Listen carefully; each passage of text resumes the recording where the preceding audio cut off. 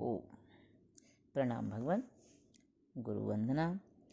ध्यान मूलम गुरुर्मूर्ति, पूजा मूलम गुरुर्पदम, मंत्र मूलम गुरुर्वाक्यम, मोक्ष मूलम गुरु कृपा। प्रणाम भगवान। आत्मदर्शी बाबा नगीना साहब जी द्वारा रचित अद्भुत ग्रंथ वेदांत वचन का भगवान बंध और मोक्ष तीसरा अध्याय चल रहा है, तीसरी शिक्षा, और इसका प्रथम अध्याय चल रहा है भगवान। अब यहाँ से आगे लेते हैं भगवान।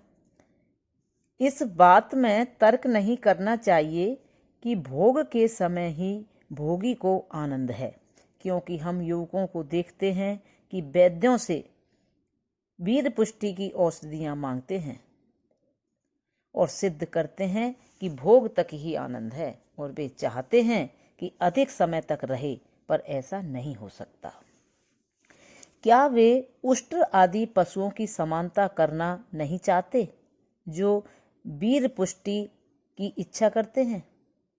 हे भाइयों, भोग वास्तव में पशुओं का धर्म है, मनुष्यों का गुण नहीं। जो जिसका गुण होता है उसी में पूर्ण होता है। उसे तो योग में गति नहीं, इसलिए प्रकृति ने उसे भोग की पूर्ण शक्ति दी है। तुम्हें तो योग में गति है, जिसके कारण वह पूर्ण आनंद प्राप्त हो सकता है। भोग का मार्ग संक्षेप में तो संतति के लिए पैतृक ऋण में मिला है, ताकि शास्त्र विधान से वंश भी बढ़ावे, और योग द्वारा शुद्ध आनंद जहाँ तक चाहे उड़ावे। फिर वे जो उसे नहीं पाते, भोग में पशुओं से सम्मिलित होते हैं। उन्हें मानवीय जन्म से क्या लाभ है? आकृति में यद्यपि मनुष्य हैं, वास्तव में वही पशु हैं। और हम और भी कारण रखते हैं कि स्त्री के भोग और योगी के योग में एक ही आनंद है, वरन योगी उससे बढ़ जाता है, क्योंकि हम कह चुके हैं कि जिस कदर स्त्री के भोग में काम की शक्ति से एकाग्रता और अंधेरे के कारण बेखबरी होती है, उतना ही आनंद अधिक होता है। देखो, यद्यपि मद्य पीकर नशे में भोग करता हुआ अधिक आनंद पाता है, उसका कारण यह है कि मदिरा एक अंधेरी लाती है, बेखबरी दिखाती है। उसी को सर्वसाधारण नशा बोलते हैं, और काम भी भोग में काममयी अंधेरी लाता है, और नशा उसे दूना करता है तथा अधिक बेखबरी होती है। इसी कारण भोग में आनंद भी अधिक होता है। तो ज्ञात हुआ कि जितनी बेखबरी अधिक, उतना आनंद अधिक होता है, और बेखबरी वास्तव में मन का निरोध है। तो यही सिद्ध होता है कि जिस प्रकार मन का निरोध अधिक होता है, उतना ही अपने आनंद का प्रतिबिंब पूरा पूरा पड़ता है, और योग तथा भोग में वही मन का निरोध है। मैं सच कहता हूँ कि मदिरा भी कुछ नहीं करती, वरन प्राणों को रोकती है, और उनके रुकने से मनोवृत्तियाँ भी रुकती हैं। उसे सर्वसाधारण नशा बोलते हैं। जितना वे नशा अधिक करते हैं, उतना ही मन अधिक रुकता जाता है, यहाँ तक कि अंततः वे अचेत हो जाते हैं और शरीर तक की भी खबर नहीं पाते। हम देखते हैं कि मदिरा पीते समय मूर्ख जब तक अचेत नहीं हो जाते, प्याले पर प्याला मांगते हैं। अतः स्पष्ट हुआ कि ज्यों ज्यों बेखबरी होती जाती है, त्यों त्यों वे आनंद में उन्नति पाते जाते हैं। ये लोग भी यदि मन का निरोध नहीं चाहते, तो और क्या चाहते हैं? और मन के निरोध पर ही पूर्ण आनंद नहीं तो किसमें है? और यह भी स्पष्ट है कि जैसा योग में मन रुकता है, वैसा मदिरा और स्त्री भोग में नहीं रुकता। और फिर मदिरा या भोग में यद्यपि मन रुकता है, परंतु गंदला होता है, शुद्ध नहीं होता। योग में तो केवल सतोगुण से स्वच्छ जल की तरह होता है। और यह स्पष्ट है कि कुंड का जल यद्यपि स्थिर है, पर निर्मल जल में जो सूर्य का प्रतिबिंब पड़ता है, वैसा गंदले में नहीं पड़ता। मदिरा और भोग में रजोगुण तमोगुण की मिलावट रहती है, योग में केवल सतोगुण। इसलिए स्त्री और मद्य का भोग जो आनंद देता है वह मैला और गंदला है, और योग का निर्मल। इसलिए भोग में यद्यपि आनंद है, पर योग में परमानंद है, और वह अपना आप है जो स्थिर और निर्मल मन ही में प्रकट होता है, चाहे वह विषयों के द्वारा हो अथवा चाहे वह योग से हो। इसलिए ज्ञात हुआ कि विषयों में सभी इसी परमानंद के बिंदु हैं, जो किसी कारण से उनके भोगों में भोगे जाते हैं, और वे जो अनजान हैं उन्हीं बिंदुओं पर अपनी जान खोते हैं। जैसे कुत्ते भी हड्डी पर लड़ते हैं, पर परमानंद तो मुफ्त योगी उड़ाते हैं। न तो उन्हें उसमें कोई झगड़ा है, न कोई कष्ट, और न कोई अधीनता। इसलिए शास्त्र मनुष्य को विषयों से रोकता और परमानंद की ओर आकर्षित करता है, क्योंकि उसमें इसके पाने की योग्यता है। परंतु पशुओं में तो इसके पाने की गति भी नहीं, वे तो उन्हीं बिंदुओं को पाते जीवन यापन करते हैं, इसलिए उन्हें शास्त्रीय कष्ट नहीं।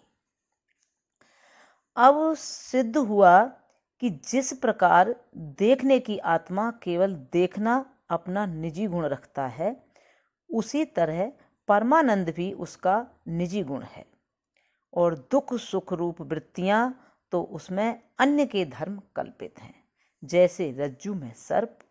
किंतु उन वृत्तियों में भी उस साक्षी आत्मा का अस्तित्व और आनंद उस प्रकार कल्पित है, जैसे रज्जु का अस्तित्व भी सर्प में कल्पित होता है या मुख दर्पण में प्रकट होता है। पर अस्तित्व तो क्या दुख क्या सुख सब में प्रकट होता है, और आराम केवल सुख रूप वृत्तियों में सुख रूप प्रकट होता है, दुख रूप वृत्तियों में नहीं। इसलिए अनजान सुख रूप वृत्तियों को तो चाहता है, दुख रूप वृत्तियों से भागता है। भाषा जानने वाला अनुभव से जान सकता है कि इसी के अस्तित्व से वे वृत्तियां विद्यमान होती हैं, जैसे कि रज्जु अस्तित्व से सर्प भी विद्यमान होता है, क्योंकि रज्जु यदि न हो तो सर्प भी नहीं हो सकता, पर सर्प न हो तो यह नहीं कि रज्जु भी न हो। इसलिए ज्ञात हो सकता है कि सर्प का अस्तित्व अपना नहीं वरन अन्य रज्जु का उसमें दिखाई देता है। यहाँ भी यही दशा है, क्योंकि जब हम सुषुप्ति में जाते हैं तो यह आत्मा मन से निकलकर हृदय आकाश में सुख पाता है, और ये समस्त वृत्तियां वरन स्वयं मन भी फिर नहीं रहता। यदि वह होता तो अपने काम करता, पर वहाँ न तो दुख या सुख रूप वृत्तियां और उनके निश्चय या संकल्प रहते हैं, और न इंद्रिय। यदि वे भी होती तो आंख देखती, कान सुनता, जिह्वा बोलती, पर उस समय उनके कोई भी काम नहीं होते। तो ज्ञात हुआ कि जागृत काल में इन सब में अस्तित्व इसी आत्मा का था, और इसी के पृथक होने से वे कुछ भी न रहे। यद्यपि सुषुप्ति में न तो इंद्रियां, न मन और न उसकी वृत्तियां रहती हैं, तो भी पंच प्राण विद्यमान होते हैं, क्योंकि सोया हुआ मनुष्य श्वास बराबर लेता है, भीतर नाड़ियां बराबर चलती हैं और भोजन पचते रहते हैं। यदि ये प्राण विद्यमान न रहते तो ये काम भी बंद हो जाते। इससे ज्ञात हुआ कि वे सोच समझ रूप ज्ञानेंद्रियां तो जाती रहती हैं, और ये दूसरी कर्म करने की आत्माएं यानी पंच प्राण विद्यमान रहती हैं, ताकि शरीर की रक्षा और पालन रहे। किंतु जिस प्रकार उसका अस्तित्व उन मानसिक वृत्तियों में कल्पित है, उसी तरह इन पंच प्राणों में भी कल्पित है। उनका अपना नहीं है, क्योंकि अपना अस्तित्व अपना आप होता है, और अपना आप अपने से अलग नहीं हो सकता। यदि उनमें अपना अस्तित्व होता तो वे भी विद्यमान होते और शरीर में सदैव काम करते तथा शरीर का अनंतकालिक जीवन होता। परंतु मृत्यु में ये सब जाते रहते हैं, इसलिए ज्ञात हुआ कि उनमें भी अपना अस्तित्व नहीं वरन दूसरे का है, क्योंकि अन्य अनंत काल तक पास नहीं रहता, अंततः पृथक हो जाता है। जीवन में भी उनमें दोष और हानि पाई जाती है। जब पाचन दूषित होता है तो प्राय उत्तम भोजन नहीं पचता। जब यौवन अवस्था हो चुकती है तो फिर अभिवृद्धि शक्ति काम नहीं करती, वरन बुढ़ापे में शरीर घटकर जीर्ण हो जाता है और जो पदार्थ दोष या हानि वाले होते हैं अपना अस्तित्व नहीं रखते। चूंकि ये पंच प्राण भी दोष और हानि वाले हैं, अपना अस्तित्व नहीं रखते, वरन दूसरे का अस्तित्व उसी प्रकार पाते हैं जिस प्रकार श्वेत वस्त्र भी दूसरे की लालमा से रंगा हुआ लाल निश्चय होता है।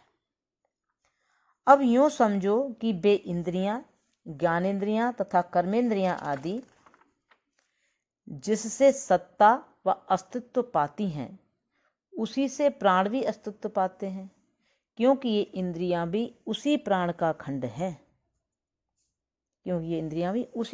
खंड है। जो कर्ता भोक्ता आत्मा कहलाता है। और ऊपर सिद्ध हो चुका है कि इंद्रिय भी इसी आत्मा से कल्पित अस्तित्व पाती है, इसलिए इन यानी प्राणों का अस्तित्व भी इसी आत्मा से उधार में आया है और कुछ समय तक ऋण में लिया गया है।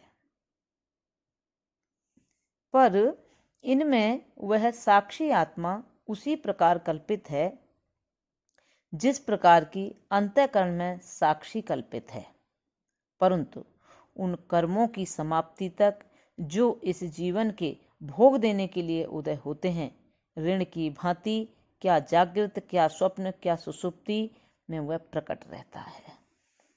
इस प्रकार के अनुसंधान से ज्ञात हुआ कि यह देखने वाला अर्थात साक्षी आत्मा वास्तव में दृष्टि रूप, आनंद रूप, अस्तित्व रूप है और कोई भी आकृति, कर्म या निश्चय अपना नहीं रखता, वरन ये सब घटनाएं जागृत और स्वप्न में अन्य के धर्मों की भांति उसमें कल्पित होती हैं।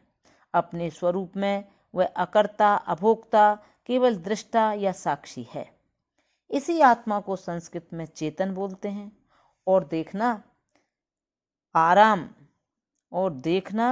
आराम तथा अस्तित्व उसका अपना है, क्योंकि सुषुप्ति में भी विद्यमान है, दूर नहीं, और अपने आनंद में भी कोई भिन्न पीड़ा या दुख वहां नहीं देखता है, क्योंकि वहां सिवाय उसके दूसरा नहीं है जिसे देखो, और दूसरे का निश्चय भी वहां नहीं रहा जिससे अपने आप को तथा अपने आनंद को और साथ ही दृष्टि को निश्चय करे। परंतु जब जागृत होती है तो भिन्न मन का निश्चय पाता है। उस समय अपनी सुषुप्ति की असलियत को निश्चय करता है कि मैं सुख में था, दूसरा कोई भी मेरे साथ न था, इसी कारण अचेत और अनजान था। और यह स्पष्ट है कि जो देखा जाता है उसी का निश्चय होता है। सुषुप्ति में वह अपना आनंद देखता था और यही प्राप्तव्य है। अब पूछते हैं कि वे समझे और ज्ञान की वृत्तियां सुषुप्ति में कहाँ गई थीं।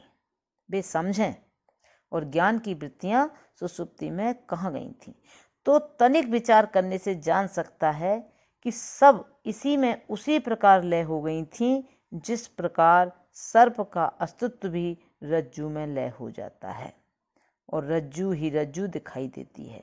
सर्प कुछ भी नहीं दिखाई देता, किंतु जागृत में जब तक आत्म साक्षात्कार नहीं करता तब तक की ये क्रियाएं उसी प्रकार प्रकट होती हैं जिस प्रकार रज्जू में सर्प प्रकट होता है, जब तक कि रज्जू को वह प्रत्यक्ष नहीं देखता। वरन ऐसा कह सकते हैं कि जागृत में वे क्रियाएं यूं ही भासमान होती हैं जिस प्रकार सीप में रजत भासमान होता है, और यह पहले सिद्ध कर चुके हैं कि यह आत्मा स्वयं दृष्टि स्वरूप है, और अब सिद्ध हुआ कि अन्य आत्माएं केवल आभास मात्र हैं। इस कारण जागृत और स्वप्न में जो संसार दिखाई देता है केवल दृष्टि रेव सृष्टि है। दृष्टि रह सृष्टि के सिवाय कुछ भी विद्यमान नहीं। दृष्टि तो आत्मा है और सृष्टि जगत है जिसे संसार बोलते हैं। जागृत या स्वप्न में जो कुछ करना, पाना, दुख सुख, कष्ट और आराम हैं, सब के सब दृश्य व आभास होते हैं। यह केवल दृष्टि रूप स्वयं उनमें आया हुआ परछिन्न या बद्ध कहलाता है, और यही सुषुप्ति में केवल दृष्टि रूप बिना दृश्य के अपरिच्छिन्न व मुक्त कहलाता है, क्योंकि वहाँ वह किसी भी दृश्य के बंधन में नहीं है, परन अकेला पूर्ण मुक्त होता है। इस मुक्त को संस्कृत में निर्गुण ब्रह्म और बद्ध को सगुण ब्रह्म बोलते हैं, क्योंकि गुण नाम संस्कृत में बंधन का है। बंधन वाले को सगुण कहा करते हैं, जिसे सूफी लोग बंधन वाले को सगुण कहा करते हैं और बिना बंधन वाले को निर्गुण कहते हैं। और हम इस मुक्त को स्वतंत्र कहते हैं और उस बद्ध को परतंत्र। इस कारण हम कह सकते हैं कि वही निर्गुण है और वही सगुण है, क्योंकि जब हम दृश्य में भी उसे केवल दृष्टि मात्र पाते हैं, वही अनंतकालिक स्वतंत्र है। पर जब दृष्टि को सृष्टि के साथ तद्रूप निश्चय करते हैं, वही बद्ध है। और ये समस्त नाम रूप उसी के प्रकाश हैं, उसके सिवा कुछ सत्यता नहीं रखते। अपनी ही किरणों में आप ही प्रकाशित हुआ परछिन्न और बद्ध है। जब वह अपनी किरणों को अपने में लय करता है, वही पूर्ण स्वतंत्र व मुक्त है। यह प्राणात्मा भी उसी का प्रकाश और उसी की छाया है। छाया या प्रकाश न तो उससे भिन्न होता है और न वही होता है।